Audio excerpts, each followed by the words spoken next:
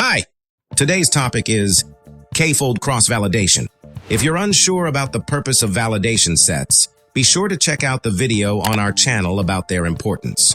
Let's start with a train test validation split. We take the whole data, shuffle it, and separate some percentage for validation and testing of the model.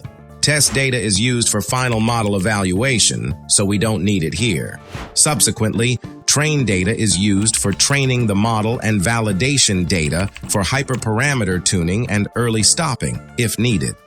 Using the validation data, we aim to estimate the performance of the test data for various model configurations.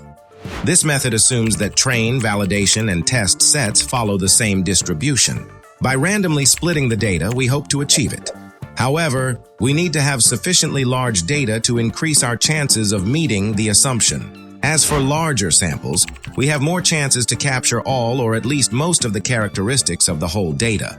This is a statistical concept we will not go deep into. Just remember that train test validation split works fine if we have a large data set. So what if we have small data set? The random splitting may accidentally capture an imbalanced or unrepresentative sample. Here is where k-fold cross-validation comes in to help. Firstly, we split the data into k-equal-sized subsets or folds. For each fold, the model is trained on k-1 folds and validated on the remaining 1 fold. This process is repeated k times, each time using a different fold as the validation set and the remaining for training. So we end up having k-trained models. In the end, we average the performance of all models. The main question, why? It has several advantages. We use all data points for training the model. Secondly, we use different samples for validating the model. So even if one of those is not representative, others will compensate for it.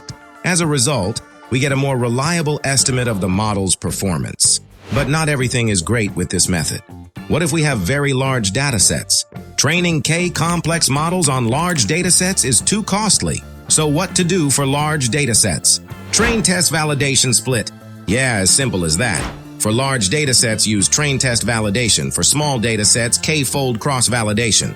That's it for today. Subscribe to our channel to add up to 50% accuracy to every model you train. If you want to learn more about artificial intelligence, subscribe to our channel to be aware of the new videos. Press the like button and let's discuss AI in the comments section.